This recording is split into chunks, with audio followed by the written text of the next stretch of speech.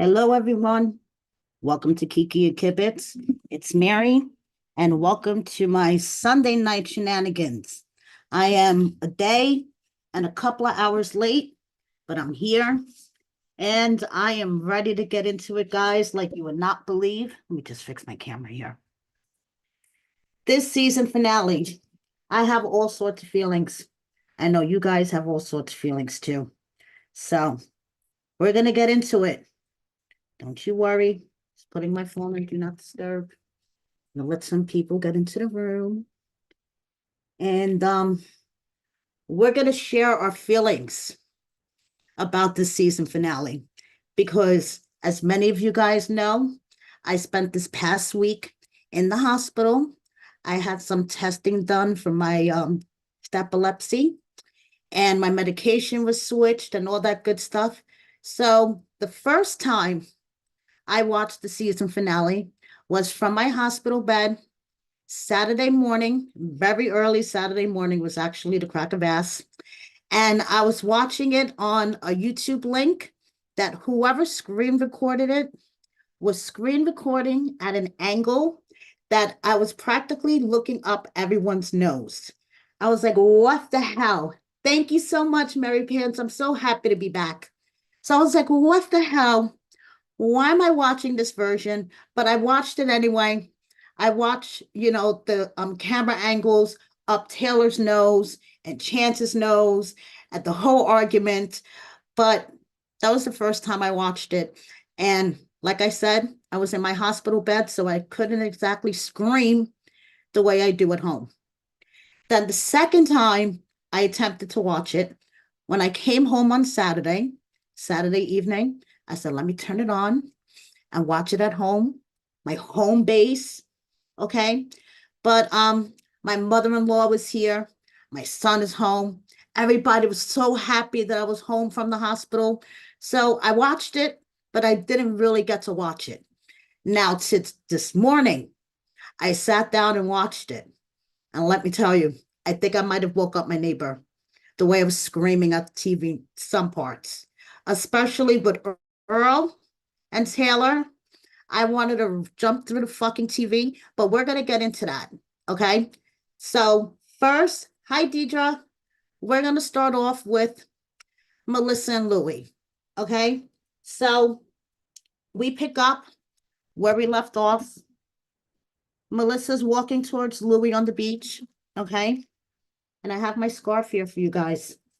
And she's all wrapped up like this with her scarf. So Louie can't see her new nose. And then she's like, what do you think?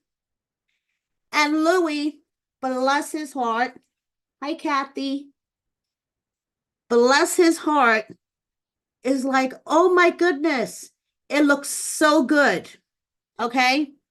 Now it's the season finale, guys. So I have a special kind of recap for you guys. Give me 1 second.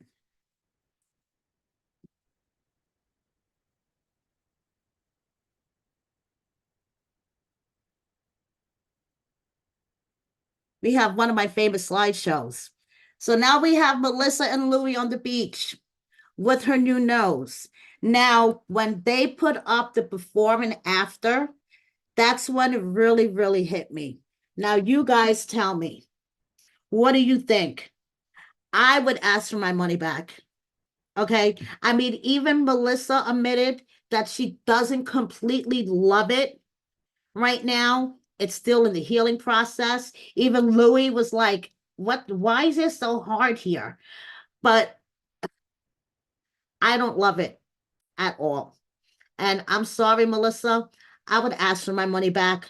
Okay. Because that's 11K wasted, in my opinion. Okay. So, what do you guys think? Let me know in the comments. Should Melissa demand her money back? Because I don't know. But putting it side by side, it really strikes you, in my opinion. Okay. But anyway, they're happy. And Melissa finally tells Louie, he's a good boyfriend and she appreciates everything. And she's like, Louie, I've seen how far have you come. If you wouldn't have come to Jersey when you did, but you did, and now I see everything that you try to do, and I really appreciate you, and you're a great boyfriend. And Louie's like, well, it's my feelings for you that lights a fire under my ass.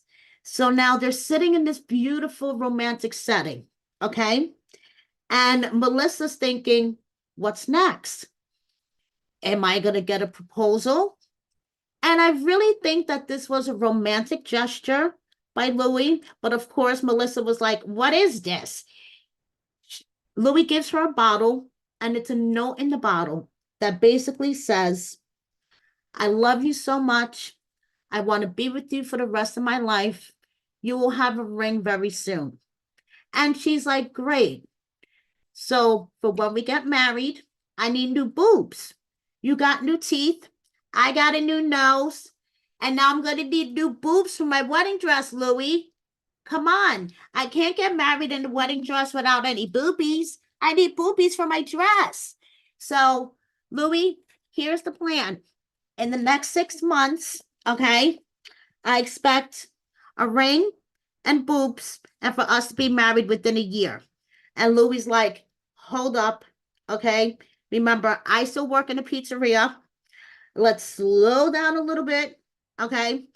You may have to wait a year for a ring, but let's get there one step at a time.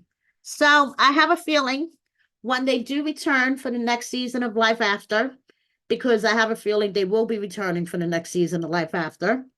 One of their main storylines is going to be Louie, I need a ring. Okay. So Melissa's nose is still healing. I still think she should get a refund. Okay. And that's it. I love Melissa and Louie, and I hope we get to see them again. So now we are going to move on to Britney and K-Rock. Okay. And I'm going to go back and share my screen again because, guys, this really made me laugh.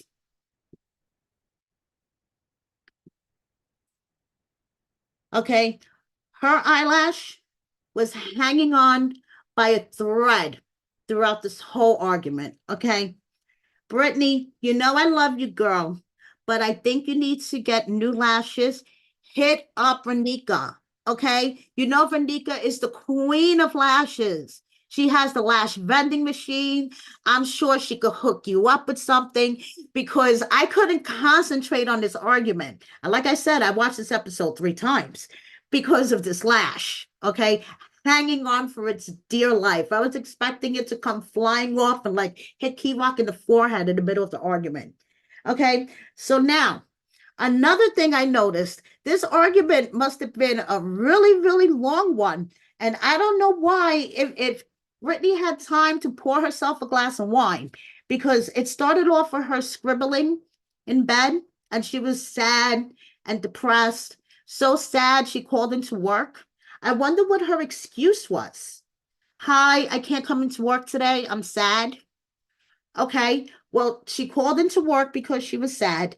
And her and K-Rock get into this huge argument that lasts so long that she went from scribbling in bed to pouring herself a glass of wine, but she didn't stop to fix her lash. Okay. So now her and K-Rock are arguing because she is sad because she misses her grandmother. She didn't have enough time with her. And her solution is, K-Rock, come on, let's pack our shit and move to New York. And K-Rock is like, what? Are you kidding me? Like, slow down. We just went to go visit your grandmother. And now it's like, you want to move there? Well, what about me? What about my mom? I've been away from my mom for 7 years and I need to be here for her. She's been sick and all this. And this is where their argument turns into a tit for tat. Okay. K-Rock says, I've been away from my from my family for 7 years. And Britney says, me too. Okay, K-Rock, at least you had the option to send money and phone calls. I didn't have that option. My grandmother didn't even know I was in jail. So basically, whatever K-Rock threw at her, Britney threw back at him with a me too and an extra layer on top of it. So this argument went on for a little bit until K-Rock was like, you know something? You know what? I know what'll make you feel better. Let's call Abuela. That'll make you feel better. So she calls Abuela, and then after, the phone call, K-Rock went from, in the beginning of the argument, oh no, that's a hard pass. No way. I'll be a bad son if I leave my mother. No way. To maybe in a year, we'll think about it. Let's see how things go. Okay. And I think they kind of like worked out a compromise somehow, because I know over Christmas,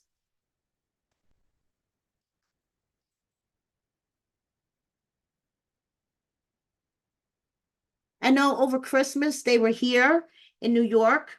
So maybe they worked out some type of compromise that they could come up here and see Abuela, every so often, which is fantastic, but I got both sides. I got where K-Rock was coming from. He's been away from his family for 7 years.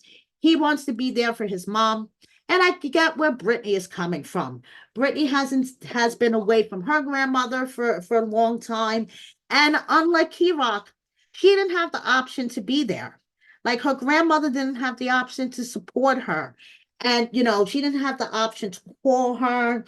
And, Brittany's grandmother didn't have the option to go visit her if she wanted to, because she didn't know that Brittany was in jail. Because Brittany's parents lied to everyone. And they, you know, had that taken away from her. Had that option of other family members that wanted to love and support her through this horrible time taken away from her. So I get both sides. But like I said, Britney's eyelash was totally distracting me the whole time. And I don't know. So their next scene, they're getting baptized. Okay. And I personally loved this scene, because when I had the opportunity to interview Britney and K-Rock together, they talked a lot about, God and their love for God, and how they were going to church and doing community things with their church. So seeing this scene, I loved it. Okay. So basically, they're getting baptized with a Christian church. Brittany calls Abuela to let her know. Abuela's like, you guys look gorgeous. Okay. And this baptism is very important to K-Rock. Okay. He wants to wash all his sins away, start over fresh. Okay. So they're all dressed in white. They go out to the ocean and they each get baptized. K-Rock was like, dunk me again. Dunk me a second time. Dunk me a third time. K-Rock would have stood in the water all day, I bet. Okay. And Brittany watching him, the smile on her face. K-Rock watching Brittany get baptized. And, it was their confessional that got me a little emotional, because first, when Brittany said that she did not expect to be alive past 20, that was like, ugh. And then when K-Rock said that he hoped that this baptism for Brittany helps her, let me see, I put it in my notes here. He prays that she no longer thinks about the things that burden her, like the sexual traumas that she's been through, the stuff for her parents, not being so accepting of her, accepting of him, that he hopes that this baptism will help her wash away that and help her forgive the people that she hasn't forgiven. And that was another time I was like, oh, okay. So now, Britney and K-Rock hope to get married in 2024. Why do I have a feeling we may see them on a future season of Life After Lockup getting married? And Brittany hopes that her parents will finally come around to meeting K-Rock. And I hope so too. I really, really do. Okay, so now I want to talk about Michael and Justine.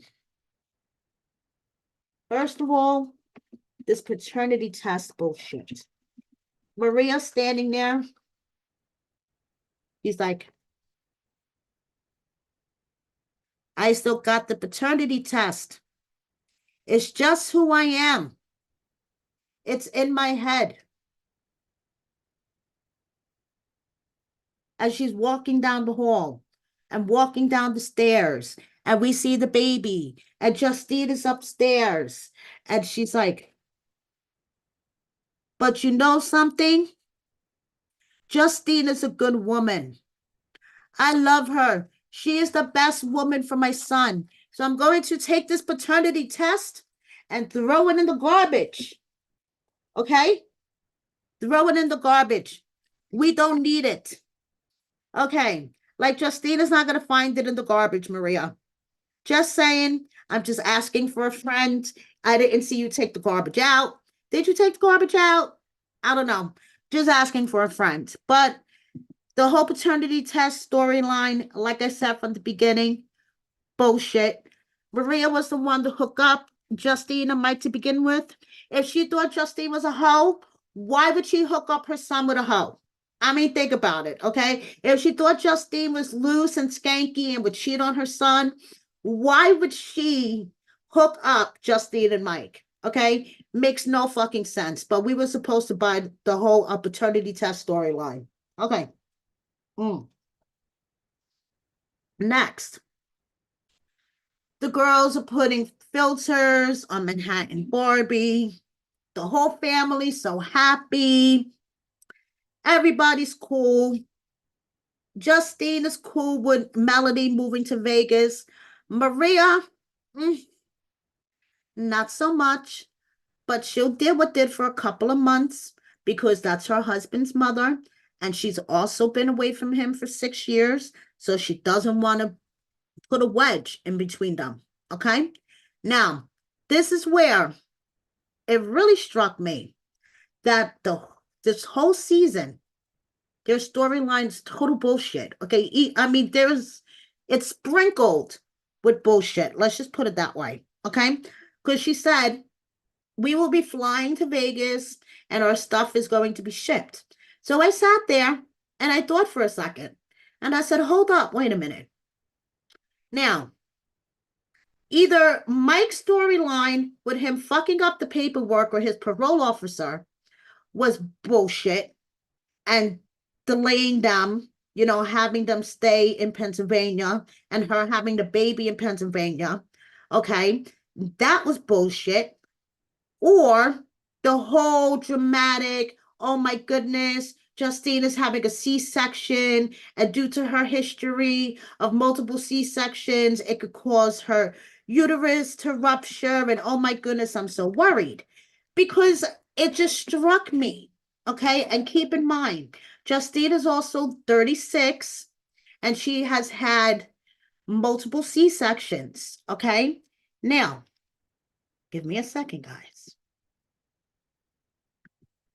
I thought about this and I said, hold up.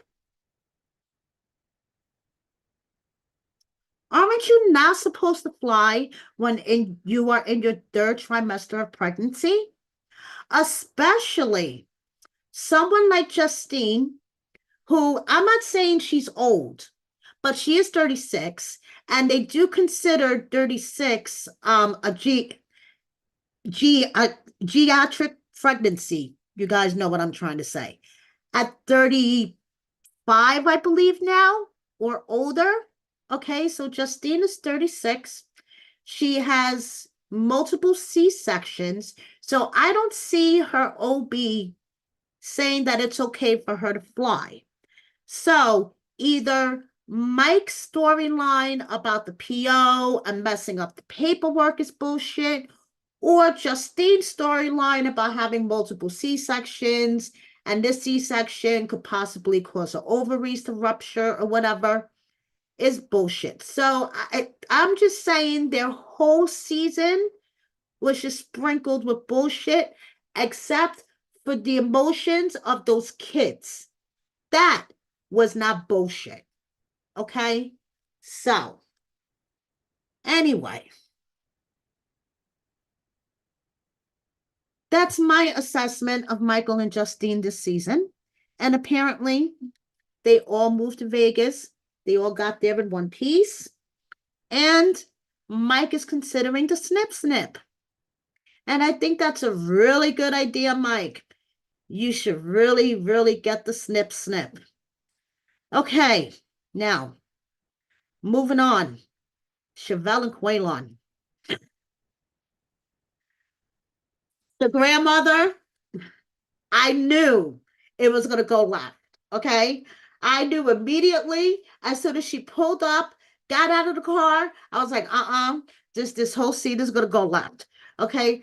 I'm going to get into that in a second. But guys, I want to know, please, I want to know what the fuck, first of all, okay? Holy waist trainer Cheval. Holy shit. I don't think I would be able to breathe for like 10 minutes in a waist trainer like that. As she did this whole scene in a waist trainer like that. So all I have to say is holy waist trainer Chevelle.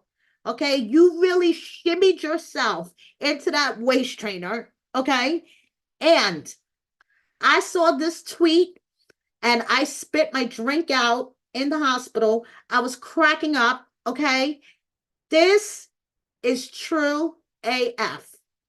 Okay, let me know what you guys think in the comments. But this is true AF, and I was dying. Okay? So, the paternal grandmother is showing up for a talk. Okay? Because she's not happy about stuff, about how things are going, with Chevelle. She says that she really wants a relationship with her granddaughter. She's reached out. She's made phone calls are not answered. And after a while, you know, you just think that the other person doesn't want to make an effort. Okay. So when she sees her granddaughter, she gets emotional. She gives her a bracelet. Her granddaughter's so happy to see her. Malia is so happy. She's like, Grandma, so happy. And she gets emotional. She gets emotional. Okay. And Sonia tells Chevelle that she is trying to keep her son out of the picture on purpose. Okay. And Chevelle says it's a case of mama trying to defend her son.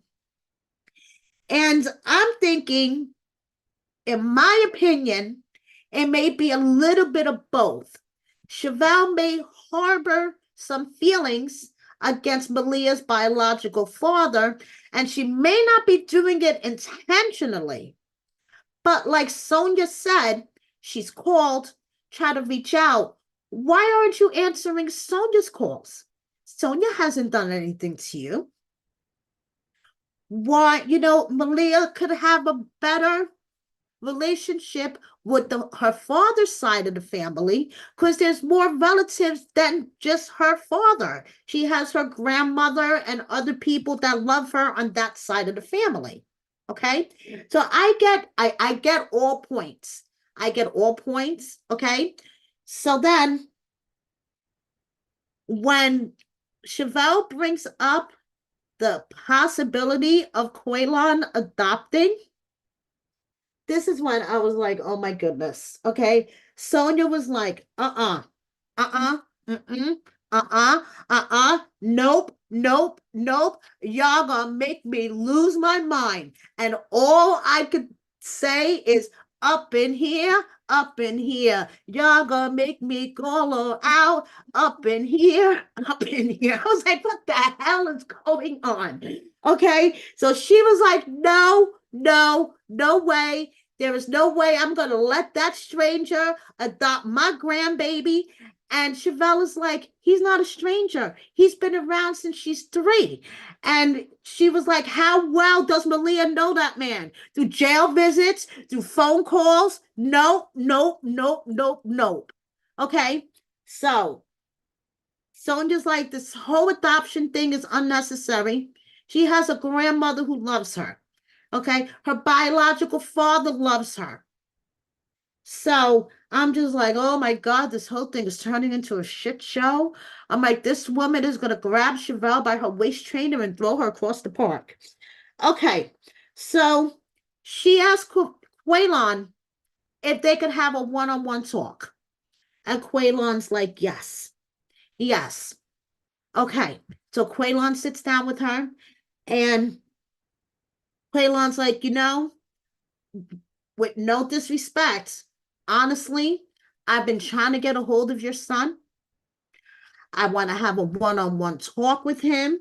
You know, I believe that he could be stepping up more and doing more, as a father. This little girl started calling me daddy. And to me, I'm just maintaining that role. So Sonia's like, if things, happen to pop off, remember, I have grandparents' rights, y'all. So at the end, it turns out that they decided to pause the adoption, okay? And wedding planning continues, which I don't know how much of that is currently going on now because well, first of all, I kind of don't blame Sonia for her concern about Quaylon adopting her grandbaby because she couldn't have known it at the time of filming. But we all know that Quaylon was recently arrested, okay?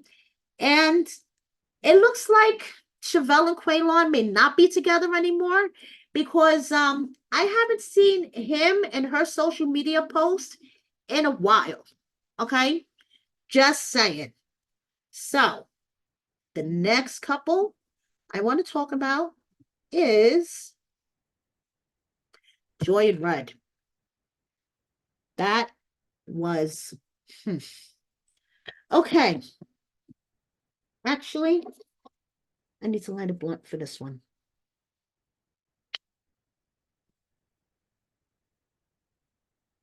So we pick up where we left off, okay? Joy has her fuzzy book, and she's reading off, from her list of things that she needs from Red. And Red confess, and Joy burst into tears, okay? Now, Red goes through what I call all of the cheater emotions in like one sentence. I'm a fuck up. I didn't mean to do it. I had to do it. I love you, but I'm just a fuck up. She made me do it. I don't even talk to her anymore. But then he fucked up when he said, she cut me off. I'm good. She cut me off. And that was the only thing Joy heard. Joy was like, she cut you off? And he was like, yeah, she cut me off. Mm-hmm. So then Joy starts throwing names out. Was it Casey? Was it Susie? Was it this one? And he's like, nah, it was Julie. And she's still crying. This whole time she's crying. And I'm just like, Joy, can we get like some anger going? And like, can you start screaming at him at least? Or maybe like throw something at him? Like, just stop crying. But okay. So she's like, am I enough? Did you do this to get back at me? And she's like, I can't believe a word that you say. You could say no, that it wasn't a revenge thing, all you want. I don't trust you. I can't believe a word that you say. and it slips out of his mouth. And now you know how I felt. And she's like, I knew it. I knew it. I knew it. This is why you did this, to get back at me, even though you said you forgave me. And she decides, you know something? You need to get the fuck out of my house. But before, she tells Red, well, you need to hit her up and make sure she's not pregnant. Because she asked him, did you use a condom? And he was like, no. So she's like, you better make sure she's not pregnant. Well, as you guys may or may not remember, she was kind of onto something, because it turns out that good old Julie is pregnant. Okay. She has a longtime boyfriend, but hey, it only takes one time. So she has a baby registry. This is what she looks like as a blonde. But what's really sad is that she was arrested for fentanyl possession. It's like, well, what the hell, girl? You're pregnant and you were arrested for fentanyl possession? So, anyway, Joy kicks him out and he goes back home to Missouri, where he realizes that life is rough. Life is fucking rough, Red. Doesn't life suck? Doesn't adulting suck, Red? Okay. He's been home for 3 days and he's, I guess, been applying for jobs and nobody's calling him back and shit. Okay. So, in a totally scripted scene that they probably paid one of his friends $25 to do, okay, he calls a warehouse where he has applied online. To, find out if they've had a chance to review his online application and to see if he has a snowball's chance in hell in getting a job there. Okay? So the woman is like, hi, my name is Christine from warehouse, whatever, whatever. And he's like, hi, my name is Red. I'm calling about an online application that I submitted, blah, blah, blah. And then the woman's like, do you have any warehouse experience? And he's like, no, but I'm willing to learn. Well, what was your last job? I was in the Department of Corrections in Missouri. Oh, were you working for the Department of Corrections? No, I was incarcerated. Okay, so let me get this straight. You have no experience in the warehouse industry and you are incarcerated. That's 2 strikes. So Christine says, I'm going to be honest with you. This is a family-owned company. My husband is a co-owner. I'll run it by him, but to be very honest with you, it's probably going to be a solid no, solely based on your background. And Red's like, and she's like, but don't give up on your job search. Don't let this hold you back. Don't let this discourage you. So just, you keep it up, young man, and eventually you'll find something. Okay. Meanwhile, we have Joy, who is packing up all of Red's shit, okay, and shipping it to him. If I was her, I would have packed the shit and set it on fire, because you know that he took all of the important shit with him, including that PlayStation. Okay, Joy? What he left behind in your house was shit that he didn't care about. So why did you waste your money, okay, to get boxes, put all the shit in the boxes and send it to him? I would have set that shit on fire. Fuck that. His bonnet and everything else, okay? So Ed packs everything up, telling her sisters the whole story, how he confessed to his little rendezvous with Julie in the same hotel, which I fucking knew it was the same hotel, but people were telling me it was crazy, okay? And the same hotel that she was in with him and all this stuff. And the sisters are like, you know something, this is, for the better. Mm. And her one sister's like, when you cheated on him and you had sway, he chose to forgive you. You had no idea the type of person that he was going to be on the outside.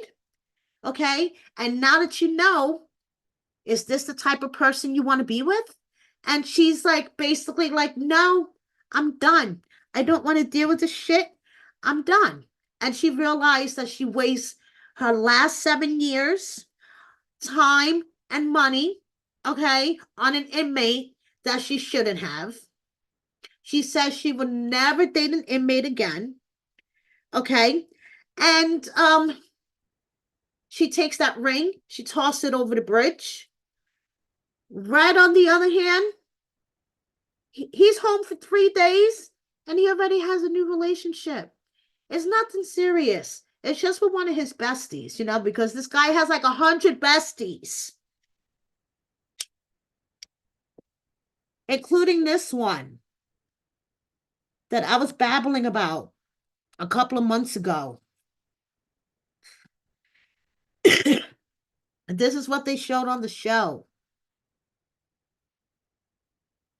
And this is what I got from his Facebook a couple of months ago. I don't even remember how long ago it was at this point. And then this is when he went back home to Missouri and changed his Facebook to single. Yeah. All that good stuff. So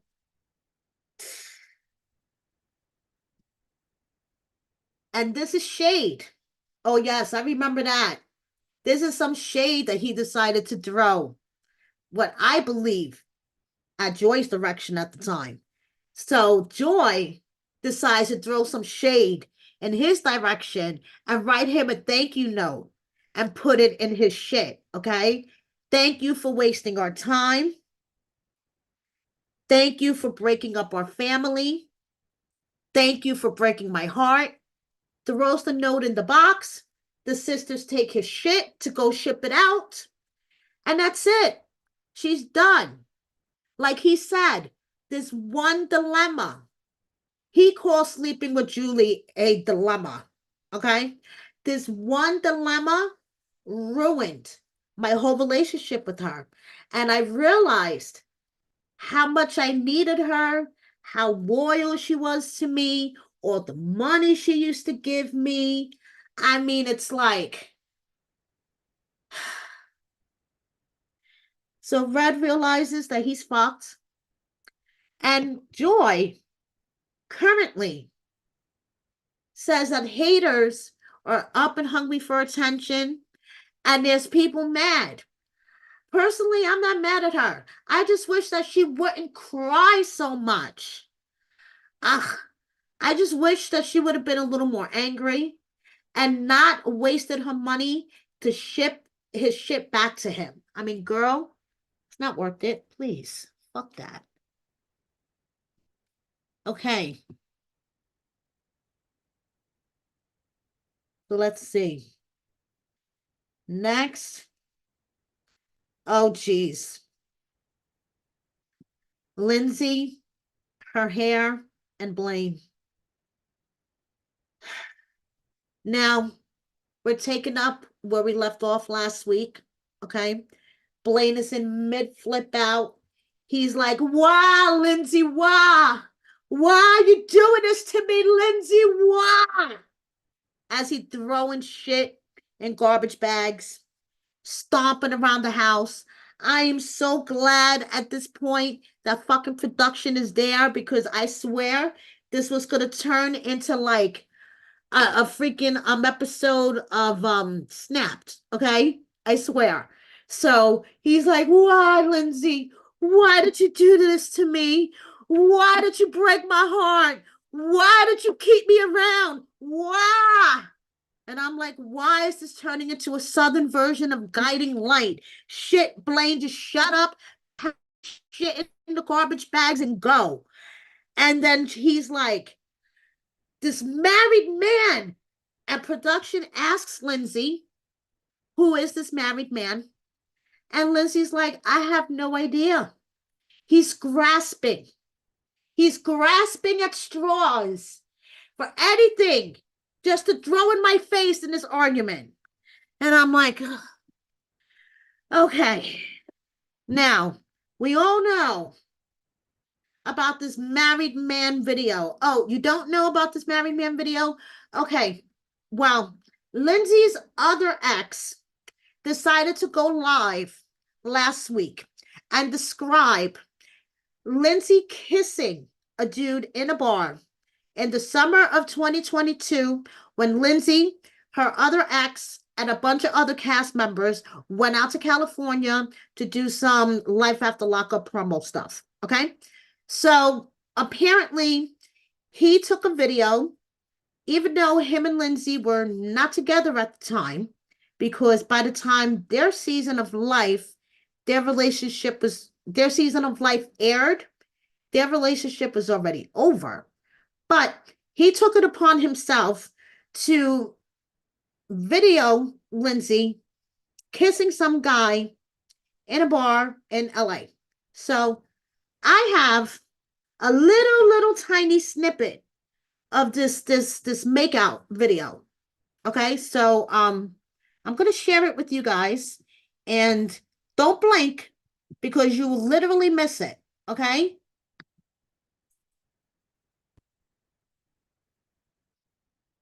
Okay, so here we go.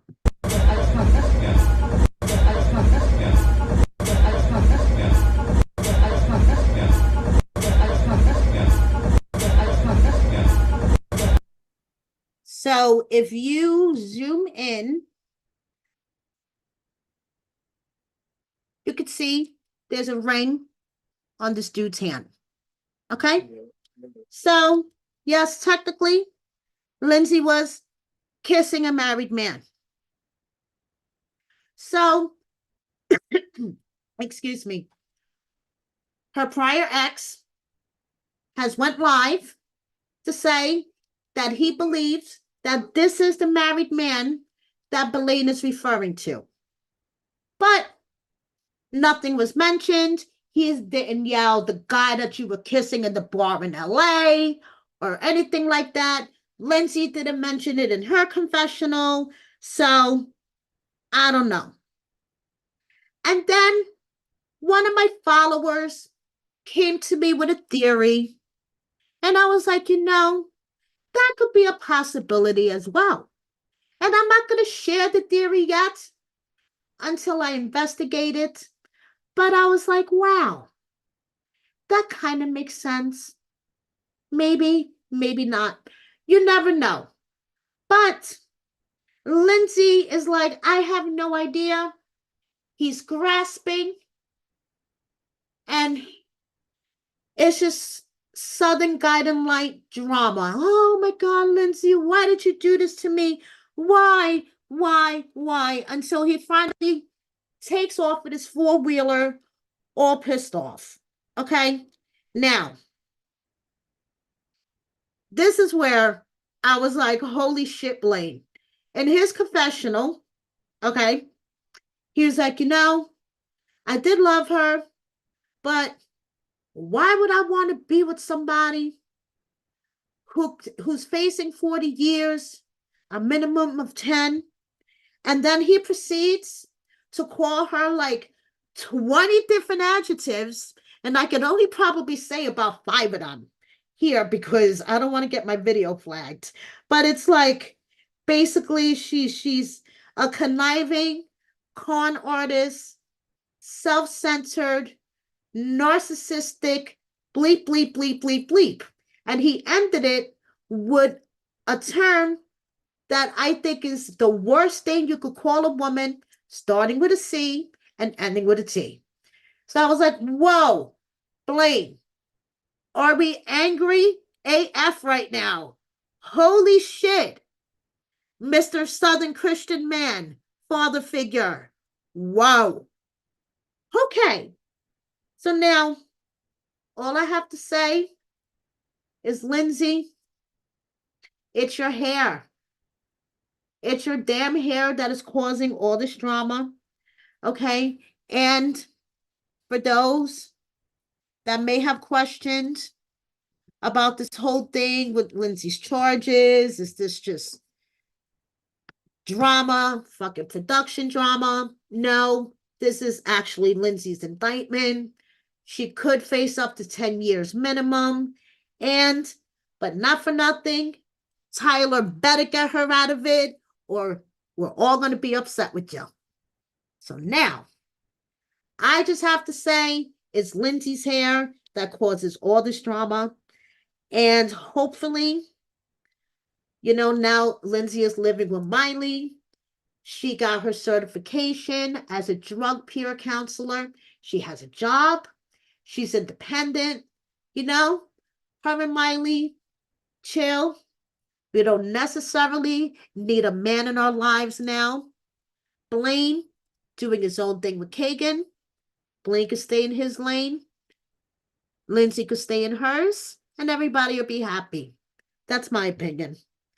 So, okay. Lindsay and Blaine. Okay. Now, finally, we have Earl and Taylor. And all I have to say is holy fucking gaslighter. I wanted to jump through my iPad and my TV and beat the fuck out of him. Okay? So, first of all, there was the opening scene of gaslighting by the train tracks. Okay? I wish I could have been everything she needed, but I wasn't. Not my fault. I could have been everything she needed, but I wasn't. And it's all her fault. So, it's all her fault that I cheated. But we'll get more into that in a bit. Meanwhile,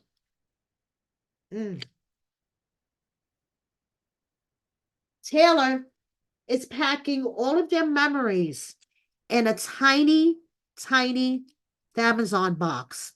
Now, if all the memories that you have with your baby daddy slash fiance could fit into one of those small boxes from Amazon, hey, okay. So then there's more gaslighting by chance in a dark parking lot.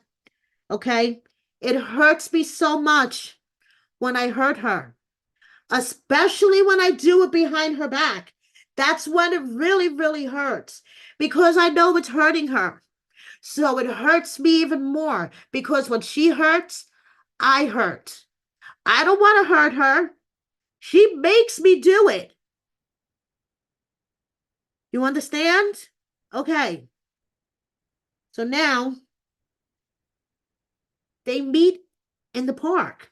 And as Taylor's walking in the park, I'm thinking to myself, I know the camera crew's there, but why the fuck would you agree to meet him in a dark park, Taylor?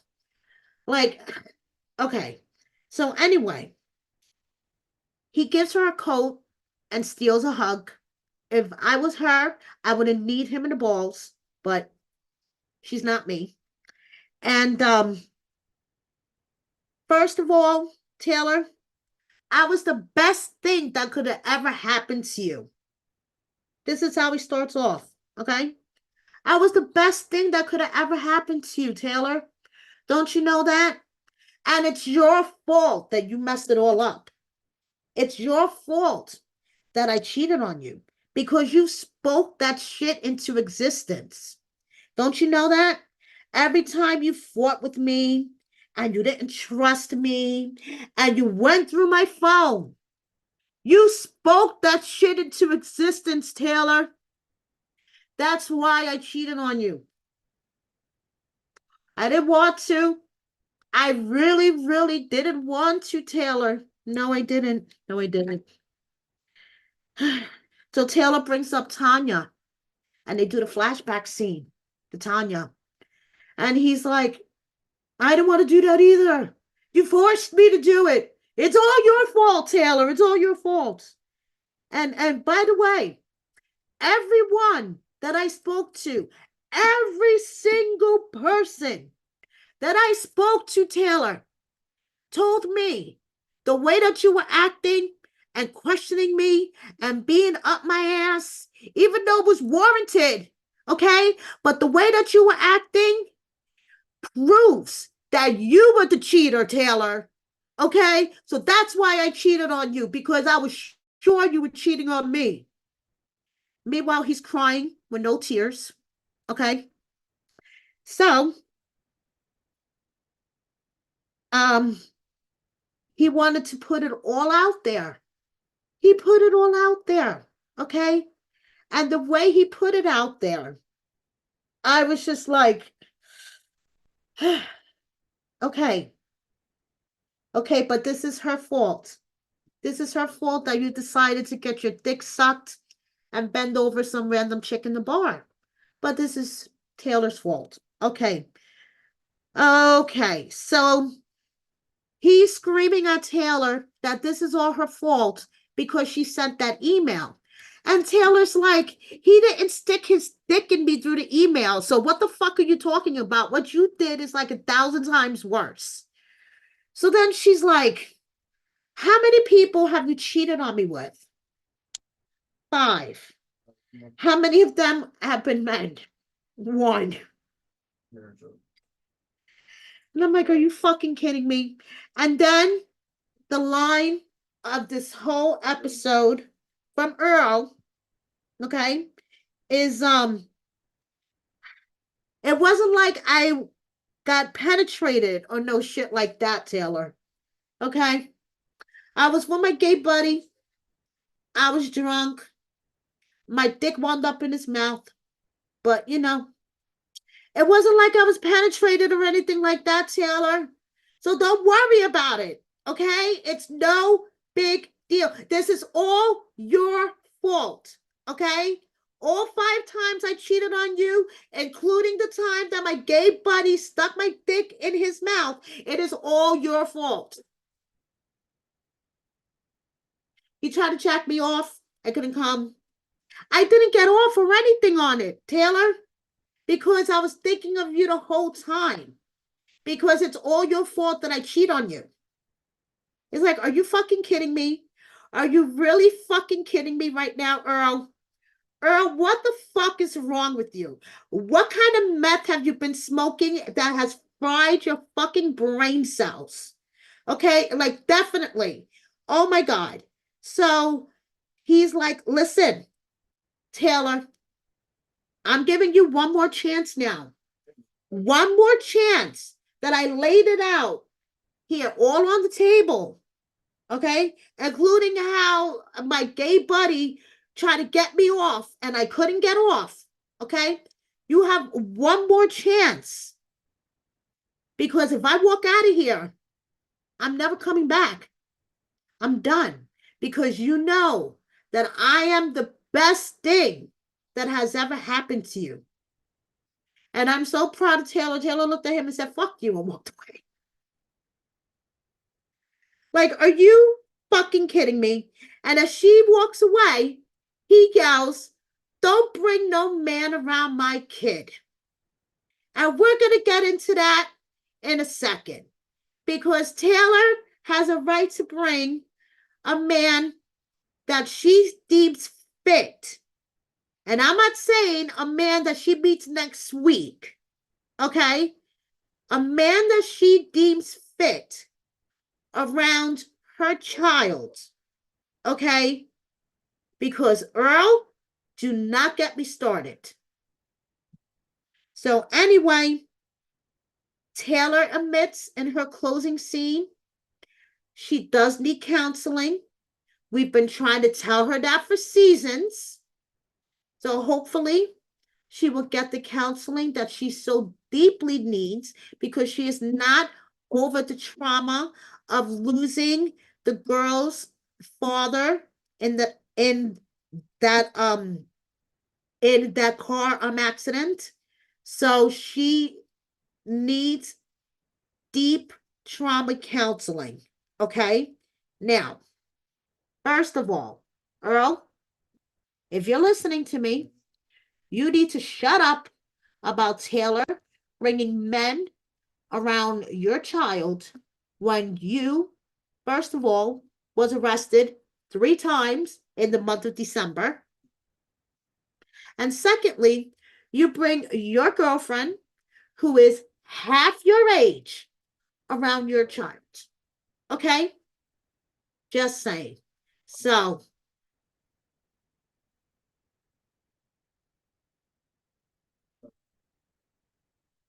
this was quite an episode. Okay. Now, Cam, Eris, what the fuck? Like, that was like bullshit. We got a total blast of them in the beginning of the season, and then it's like they disappeared. The last time we saw Eris, she was hugely pregnant. Okay. In the beginning, she wanted to rip Cam's head off because he was doing a music video shoot. And she was like, he should be helping me search for houses. And he keeps going, I got you, I got you. Then he makes it up to her with this beautiful maternity photo shoot. Then it's like, poof, they vanish. And they think that doing this is going to pacify us. And I'm like, no, this is bullshit. And they appeared in like 4 episodes. And now you're going to give them a couple of sentences at the end. So they found a new house. They gave birth to a baby girl, Charlie, who is practically walking and talking by the time we were able to see her face. This is not an infant picture, okay, guys? Beautiful baby. Charlie is adorable, but this is not an infant picture. And Cam is so glad that he is finally able to show off baby pictures. He has been dropping baby pictures left and right. She is adorable. Okay. Mommy and daddy has other projects in the works. And I'm like, what the fuck? Where did they go? What kind of bullshit was this? So that's basically what happened with Cam and Eris. And Sean and Sarah. We got the big old backhoe. I think my husband said this thing is called the backhoe. Johnny's driving the backhoe. Sean is trying to direct him. Okay. And they're slowly repaying their debt. They're knocking down the burnt down house on the property. Thank goodness. And their new home should be completed by 2025. But that's it. It's like, okay, I guess. But honestly, a lot of the time during the season, I feel like their burnt down house that's getting knocked down kind of represents how this whole season was at times. Okay, because there was times, especially with Joy crying, and I have to admit, Melissa being very condescending with Louie when I wanted to reach through the TV and beat the fuck out of her and her family. And there's so many other times I really can't think of right now. I'm getting tired. And so yeah, the house kind of represents what I feel like the season was at times. So that's basically it.